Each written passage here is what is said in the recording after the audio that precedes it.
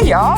Thanks for tuning in to Tammy 2's Vintage, where I share my love of thrifting, junking, collecting, and treasure hunting, along with some adventures in reselling too.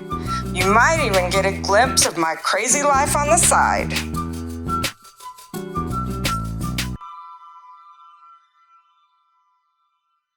You joined me, and I'm going to tell you just a little bit about why I have decided to do this first of all, and then we'll hop into my estate sale finds. I might show a few as we're talking about it, but first of all I want to tell you why am I doing a YouTube channel. Well, first of all, the beginning of 2020 I decided that I was going to start trying to do a little bit of reselling online, and I decided to do vintage items. One, because that's one of the things I love, and I already had a little bit of knowledge in that. And two, I was a collector of Pyrex, and I was already going to places like estate sales and thrift shops and things like that, where I could source Pyrex and also other vintage items that I thought were pretty cool, but I just can't keep everything. So that was what made me decide to start into vintage things. Now, I've been doing this for a few months now, about a little over half the year. I've been growing my sales online and on eBay, Etsy, and a little bit on Mercari.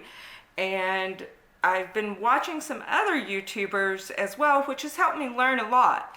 And so I'm not an expert by any means in this. I'm a newish seller to those platforms. I'm not an expert in any of the vintage items. I do know, I feel like I do know quite a bit about Pyrex. I'm pretty comfortable at least researching glass and pottery and those kinds of things. But I love to learn, and I love to share what I learn. So that's one of the things that I wanted to do with this YouTube channel. A big reason is I love the sourcing, I love the shopping.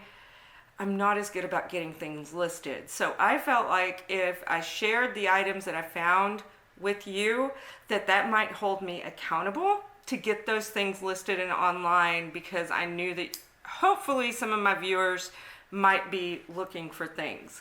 And the other reason is, as I said, I am not an expert in any of these fields by any means.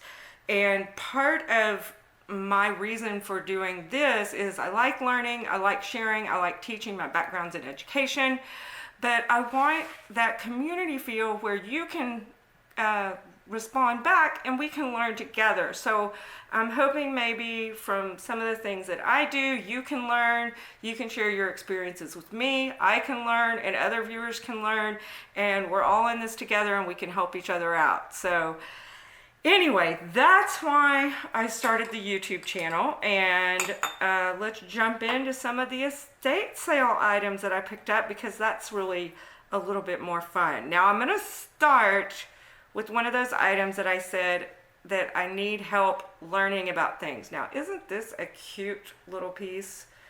This is a tiny creamer. You can see it just kind of sits in my hand there, so it's not very big. And it has the picture of a lady on it. It looks, to me, very Art Deco-ish, just the style, maybe a little bit earlier even. On the bottom, it is marked Fedora in an oval there. You can see that mark. I hope it focuses for you. And I have looked online. I found a couple of other similarly marked pieces as far as the fedora on the bottom, the color with the gold stars, and the lady on the cobalt blue with different shapes. Like there's a little vase I found, but I have not found any information about the company or anything else other than a couple of listings that have similar items with a similar marking, and it seemed like they didn't know much about them either. So if you have any information on this little creamer, on the lady that's on the front, or on the company fedora, please comment and share so that we can all be a little bit more knowledgeable in that. Awesome. All right. So I really enjoy pottery, glass, china pieces.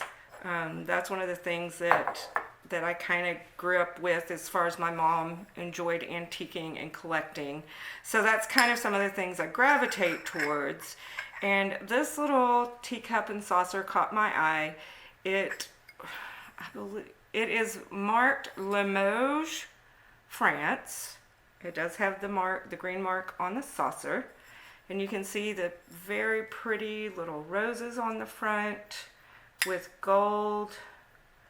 And the roses are transferware. They're not hand painted. And you can tell the difference between transferware and hand painted is the transferware will look kind of like a newspaper picture, and then it'll have little dots there.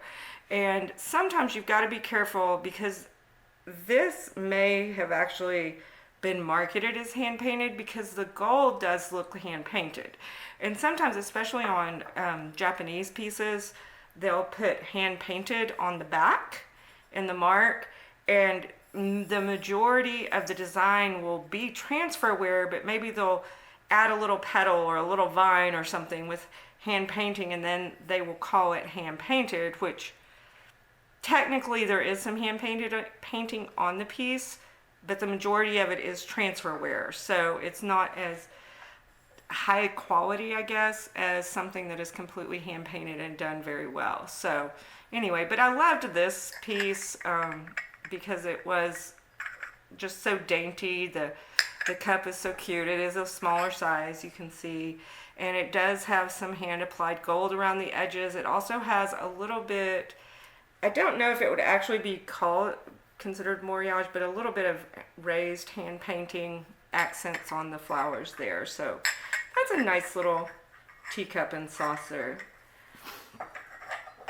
And just so you know, for Limoges, that's an area of France. It's not a company in France. And so there are a lot of pieces that are considered Limoges, and the quality of those vary greatly. The cup has an additional mark to the saucer, and it does say H&D. So that would have been the company that produced it in Limoges, France. All right. Now here's another neat little piece that is hand painted. It is not marked, so you can see on the bottom it does not have a mark. The sticker that the estate sale company on it, I believe, did have it marked as Limoges. I'm not sure that would be accurate. I've got to do a little bit of research. They also had it marked as a hat pin holder, which this is not a hat pin holder. These pieces, these little boxes with the hole in the top, are hair receivers. And in Victorian era, that time, ladies would, as they brushed their hair, they would pull the hair out and put them in these little hair receivers, and then they would make things from their hair. Jewelry, bracelets, little rings, that kind of thing. But they would keep their hair to be able to use it to do other things with. But this is a very nicely done little porcelain hair receiver. This one is all hand painted. You can see that the flowers on it are not transferware. There is just a slight variation between the flowers, and it does have a little bit of that moriage, which is the raised painting along that little green line. There's a wavy green line on the lid, and then you can see that little green detail on the bottom as well. And I just thought this was really pretty. I need to clean it up a little bit. None of these have been cleaned yet, so there are some things that need to be cleaned just a little bit. So that one, I'm not sure of the provenance on that, from what country, but I did like it. All right. This one as well is not marked, this piece, but I just thought it was really pretty. Violets. I'm always drawn to little wood violets like this, and this was a kind of a neat piece. It is a two-piece tea, it's for your tea bags. So when you were having tea, you take your tea bag out and you'd set it on here, and that way it wouldn't, drip and get messy. But it does have the gold. This one does appear to be all hand painted, and the gold hand applied. So you can see those pieces. It is not marked on the bottom, so I'm not sure. Actually, I think this is the piece that they had marked Limoges. I don't think they had a provenance on that, on the hair receiver, but this may have been the one that they marked. But it is very neat. It does have quite a bit of detail around the handle and things. And one of the things that I thought was kind of interesting is on, I don't know if you can see it, but on the handle, the bottom side is glazed, and so it's glossy and, you know, just a little bit slippery. But right here on the handle where someone would grab it, it has something applied to make it a little bit rougher, so it would be easier to grab. So I thought that was kind of interesting. It wouldn't slip out of your hand. Anyway, that's a little tea bag holder. And another piece that I got, this little set is so fun. This little set right here, I'm going to turn it around so you can see it. It's a little cream and sugar set on a little dish. And this one is actually marked Lefton. So this is from the Lefton company. And it does appear to be hand painted completely. It does not appear to be transfer wear. I love that it is painted, you know, the green and the different shades of green all the way around. It does have a little bit of the gold applied details. So that's the little creamer. Here's the little sugar with the lid. And it's, you can see that one. Again, it has the Lefton mark on the bottom. And then you can see the dish and that detail of the roses on the dish, and the detail with the Lefton hand painted mark there on the bottom. Now I thought this one was just really sweet. I really liked it. No chips or cracks, and none of the items that I've picked up have chips or cracks on them, which is very nice. That's one of the things I like about sourcing at estate sales over thrift shops and things. A lot of times you will find not only better quality items at the estate sales, but also items that have been cared for a little bit better. They haven't been thrown in a box, taken to the Goodwill or the other thrift shops, sorted in the back, thrown in a bin to put on the shelves. So things that may not have been shipped when they came in, a lot of thrift stores just don't handle them that gently because of the quantity that they get. So they may be chipped, or you know, something wrong with them when by the time they reach the shelves, or they may have been donated because they were damaged in some way to begin with. So, okay. So the next thing I picked up was this little set of 5 little open salts. So these are little dishes. They are all hand painted. They have these little nice little pink roses, little yellow designs on the end with the bands of blue. And the bands of blue do have just a little tiny bit of moirage right on those little raised dots. And they are marked hand painted Nippon. So they are marked Japan. We talked about Nippon a while ago. Now it's kind of interesting because there are 2 of them that have the mark that is legible. 2 of them have remnants of the mark where you might be able to decipher a little bit of it. That's this one. And this one, if you knew what the mark looked like, you might be able to figure those out. And then there's this one that just has a little blue dot. So sometimes those marks do get worn or worn off, or were not put on very well to begin with. So it does help to remember your marks. But these are fun little dishes. And the open salts, just so you know, the open salts are from before they used salt shakers. They would have these little salts set at every table setting at dinner, and they would have a little spoon or something where you could dip out a little bit of salt and season your food with it. All right, so this next little set is a lot of fun. This is a set of 3 little ashtrays. You can see there's a yellow one, a white one, and a green one. Now these are lusterware, which is that pearly finish on it. It kind of has that iridescence to it. And they all have these little applied flowers, which are really nice.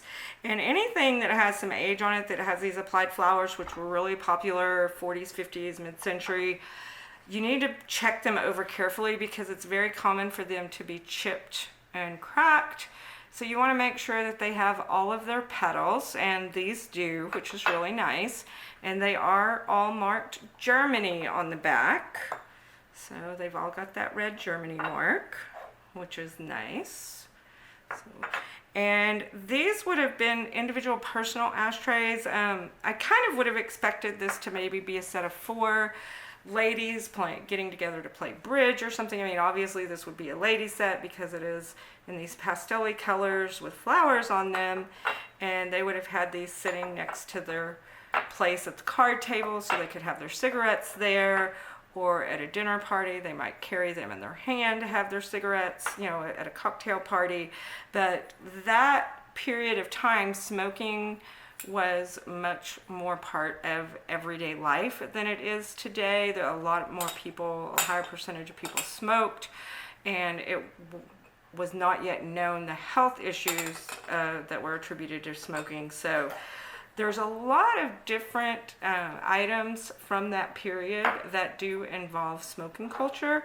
And even though I've never smoked, I don't smoke now. Nobody in my family smokes now. My husband used to, but he quit shortly after we met because I don't like to be around smoke.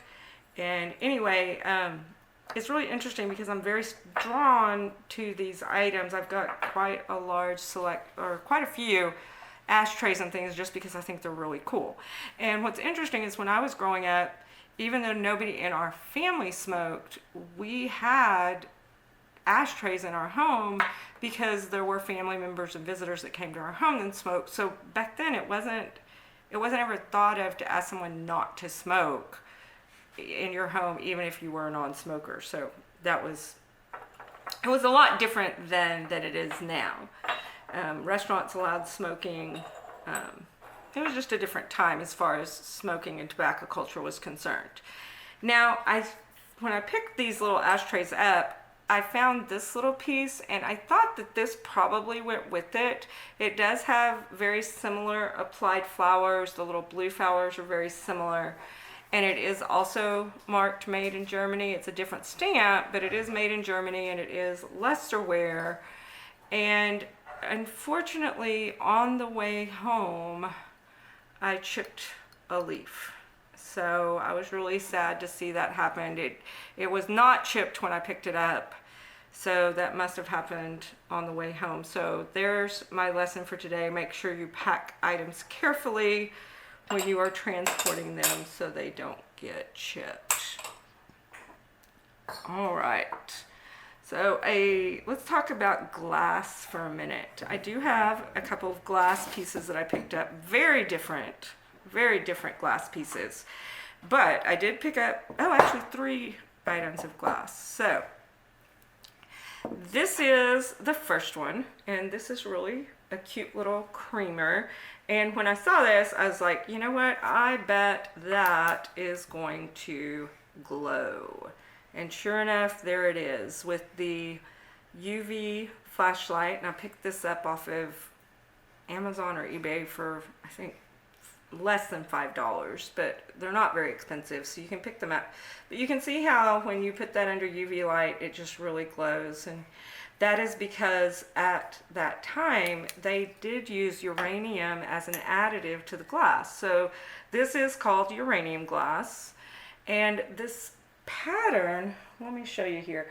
A lot of people talk about research for a minute because depression glass, and this is depression glass, it would have been from the 30s during the Depression. To me, it's a little bit hard to research online because when you take a picture, the patterns are so similar, the shapes are similar, the colors are similar, you get hundreds of results that are really hard to comb through. So if I do an image search, it may or may not come up with anything close to this specific pattern. Again, if I try to describe it, green depression glass pitcher, hundreds of results come up. It is just kind of difficult sometimes to do research online using those kinds of things when you get so many results. So I really like going old school with some of my research and using books. So when you are at estate sales or in the thrift stores or whatever, check the bookshelves.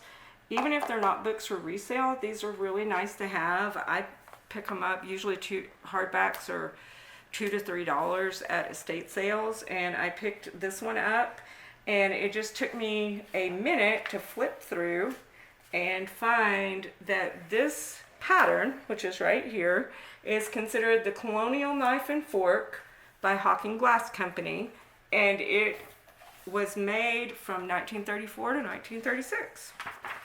And you can see right here, this is the larger pitcher, but that is exactly the green glass pitcher that I have. And this is considered the, let's see, cream milk pitcher, 5-inch, 16 ounces. Now, some of these books do have value guides in them, which are outdated. I would not put a lot on the value guides on there. However, sometimes you can use them as comparisons. So in this instance, the green is, as far as the worth guides, there's pink, green, and crystal that came in this pattern. And looking at the worth, the crystal brings the least amount. The green is in the middle, a little bit lower, but closer to the crystal color. And then the pinks are usually much higher. So if you find this pattern in the pink, they have a better value than the green, according to this book. Not that those prices, the exact prices may be out of date, but the comparisons usually at least give you an idea of where to start. So, but anyway, I really thought this was a cute little picture. It does have just a couple of little flea bites on it, but for something, 90 years old, almost 90 years old, it's in really good condition.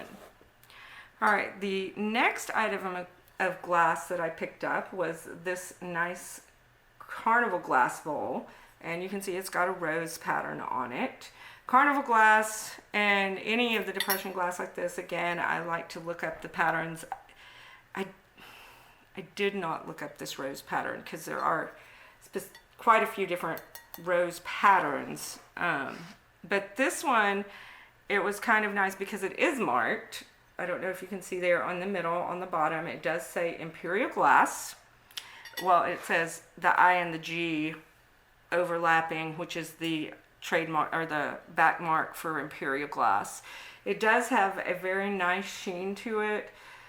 With Carnival Glass, they applied this iridescence over a base glass color.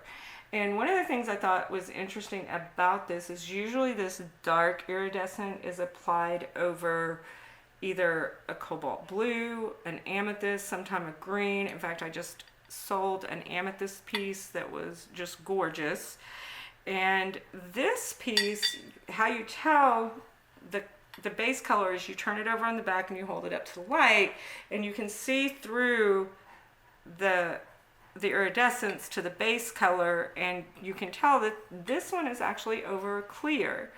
So anyway, I thought that was a little bit unusual, and I wanted to do a little bit more research about this piece, which is one of the reasons I picked it up. And I think I paid somewhere in the neighborhood of $10 to $15, somewhere between there. Okay. And then the other glass piece I picked up was very different from the last two. This is an ashtray. It was attributed to Murano, which I don't always believe stickers. I like to do my own research and just confirm what they say. But this piece I do believe is probably Murano. And there's a couple of different ways you can tell Murano. You want to do your research. I am not comfortable definitively saying yes Murano, no Murano, but I do believe this one probably is. And one of the big trademarks that I learned to look for, and it's a very easy way to start at least getting an idea if it's not Murano, is the Pontile mark. Now Murano is glass made on the island of Murano in Italy, and there are many glass blowers on that island of Murano.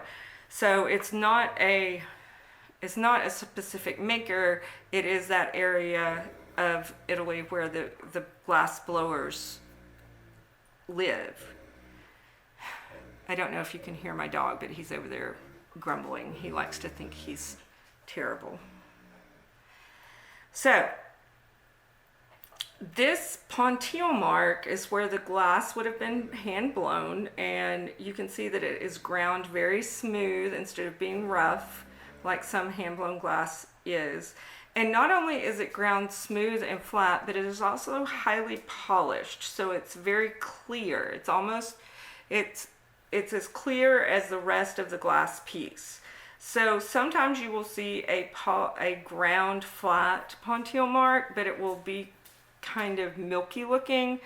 That would be a first indication to me that that piece is probably not Murano. A lot of people will say, oh, it's got a ground flat Pontile mark, Murano. It has to also be polished and very clear for it to be indicative of Murano. I'm not saying if it doesn't have that polish mark, it's not, but that's kind of the beginner's way to tell, if that makes sense. The other thing is the weight and the quality of the glass. Murano will be very heavy. It also will just have a quality to it that is something that's hard to pick up on, and I'm not saying I can do it or not, but I have been working on my eye, and the way you do that is you go and look at pieces that you know are Murano. And I was lucky enough to run into a lady at an antique mall in North Austin, and I just happened to be in there one day when she was working on her booth, and she had some beautiful glass pieces that were marked Murano, and I had been in her booth before, and I got to talking to her, and it turns out she was a glass appraiser for the Antiques Roadshow. So she knew her stuff, and I could trust that the things that she said Murano were Murano. And I was very fortunate enough to be able to put my hands on those pieces, to hold them, to look at them, examine them, have her tell me a little bit about those pieces. And so I can't tell you, just that few minutes that I spent with her in her booth was so valuable as far as making me realize, this is what Murano really looks like. So anyway, if you have an opportunity like that, make sure you take it. But I do think this piece is probably Murano, even if it's not. I love the lines. It's very mid-century. Just the way it's shaped. The brown was a very popular mid-century color. It's not something... Brown's probably not my favorite color, but I did like the piece enough to pick it up in spite of that. One of the things I always do with ashtrays when I list them, because this is an ashtray, and people will pick this up who aren't glass collectors, even if they aren't smokers, but beyond that, it wouldn't really necessarily appeal to someone else who was not a smoker. So I always include other ideas for use of ashtrays, because there are so few smokers in our world today compared to what there used to be. But they make great trinket dishes, a place to drop your keys. They also make great holders for paintbrushes because they have a little dip. You can put a little bit of water in them. The glass especially is going to be very easy to clean after you're finished. This one may end up in my studio. I'm not sure if I'm going to list it or not, because I just do really like the shapes and the lines of this. So we will see. All right. One of the things that I have not been very comfortable with, but I'm trying to stretch myself and learn a little bit about, is vintage jewelry and vintage costume jewelry. And so I picked up these two pieces at that estate sale. And, you know, with different glass and china and things, the first thing you do is you turn it over and you look to see if there's a mark. Well, that's the same thing with vintage jewelry. You turn it over to see if there's a mark. And I don't know if you can see down here at the bottom, there is a mark on these. This one says Trifari, as does this one. And it's got a mark on the back. See, there's the front and there's the back. And Trifari is Trifari. And these pieces are collectible. There are people who collect Trifari vintage jewelry. So it's been fun learning. There's some vintage jewelry groups on Facebook that I've started following and watching their posts and things, and it's been a great way to learn about the jewelry because it's not something that I ever knew about before. But this is fun. I picked up this piece. This is obviously a Christmas piece with the wreath, and then this silver tone piece is, I believe it's a leaf, but anyway, that's really nice. I picked them both up for, I think, $5 a piece, which is a very good price for that vintage jewelry. All right, and then let's see. This piece, this was kind of fun. So this piece right here was marked with a label that identified it as a Nippon biscuit jar. No, I'm sorry. It identified it as a Nippon ice bucket. So it is a biscuit jar. But I thought the label was really interesting because we talked about Nippon earlier, late 1800s, early 1900s time frame for something to be Nippon. And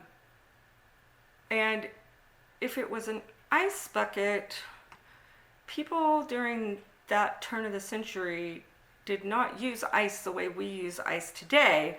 So either it's not Nippon or it's not an ice bucket. And it's not an ice bucket, and I don't know that it's Nippon. In fact, I kind of don't think it is Nippon. The style does not say Japanese to me. So I'm leaning towards neither one of those things to be correct.